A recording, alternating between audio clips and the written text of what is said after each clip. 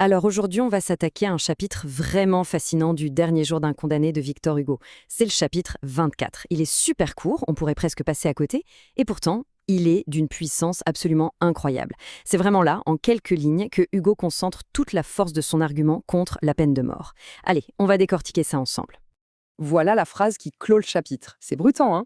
La mort rend méchant. Ce n'est pas juste une observation, non. C'est une véritable thèse que Hugo nous jette au visage.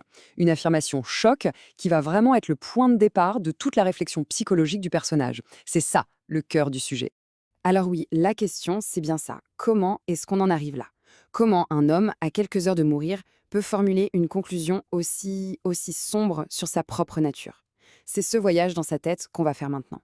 Et tout ça, ça part d'un événement qui pourrait sembler complètement dérisoire. Vraiment, un détail. On vole la redingote du narrateur. C'est tout. Mais vous allez voir, c'est cette petite humiliation, ce dernier affront, qui va tout faire basculer et qui va déclencher une véritable tempête en lui. Imaginez un peu la scène, elle est simple, directe et d'une brutalité. Le type est sur le point de mourir, il ne possède plus rien. Mais non, même là, on vient lui arracher son dernier vêtement correct. Et en échange, on lui laisse un vieux haillon, une veste infâme comme il dit. Ce n'est pas juste un vol, c'est une dégradation totale. Le symbole qui ne contrôle absolument plus rien. Et là, il faut être très clair. Ce n'est pas un cadeau, hein. Il n'a pas non plus décidé de l'échanger son plein gré. Pas du tout. C'est une agression. Pure et simple. Et le narrateur insiste bien là-dessus. Ses mots sont clairs, nets, sans la moindre ambiguïté. Car je ne la lui ai pas donnée. Cette précision, elle est capitale. Il veut qu'on sache, on lui a pris sa redingote. Il n'a rien choisi, rien donné. On lui a volé sa dernière parcelle de volonté, sa capacité à dire non. Le décalage est énorme quand on y pense. De loin, on pourrait se dire bah, c'est un homme qui va mourir. Peut-être qu'il a donné son manteau par charité ou juste par indifférence. Mais non, la réalité, ce qui vit lui de l'intérieur, c'est bien différent. C'est de la violence, c'est un vol pur et simple. Et pourquoi il se laisse faire? C'est ça le point clé. Ce n'est pas par choix, c'est juste parce que le voleur était plus fort que moi. Il sait que s'il résiste, il va se faire battre. C'est cette impuissance totale, cette impossibilité d'agir qui va devenir le carburant de sa rage. Et là, on arrive au noyau dur du chapitre. Toute cette humiliation, eh bien, elle ne disparaît pas. Elle fermente et elle explose. Elle se transforme en une rage pure mais complètement impuissante, une haine qui bout à l'intérieur, sans pouvoir sortir. On sent le sarcasme dans sa voix, non? Ah bien oui, Charité. C'est tellement ironique. Il rejette cette idée, il la balaye d'un revers de main pour nous dire la vérité, toute crue. J'étais plein de mauvais sentiments. Il n'essaie même pas de faire semblant. Il est honnête, brutalement honnête sur ce qu'il ressent. Et là, sa rage explose, mais dans sa tête. La violence de ce qu'il imagine est juste incroyable. Puisqu'il ne peut rien faire physiquement, tout se passe en lui.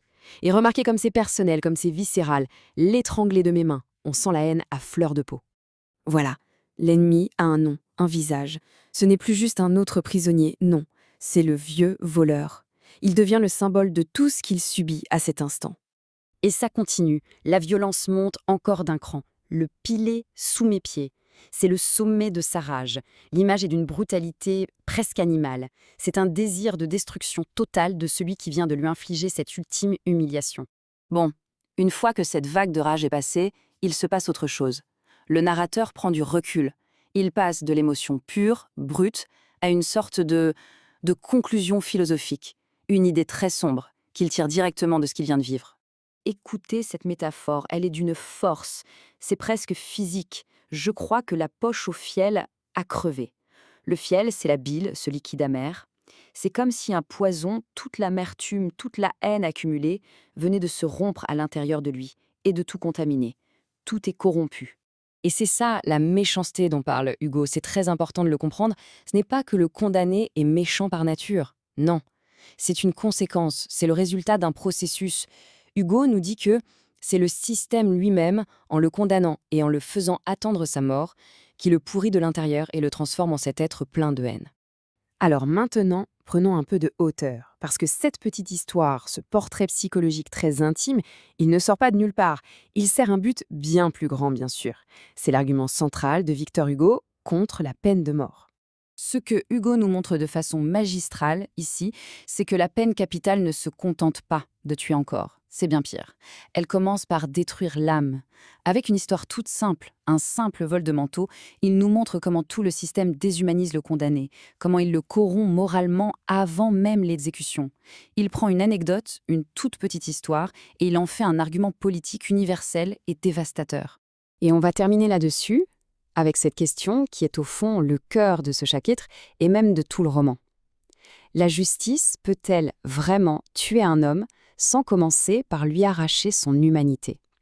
C'est une question terrible qui nous fait réfléchir au vrai prix de la peine de mort, bien au-delà de l'acte final.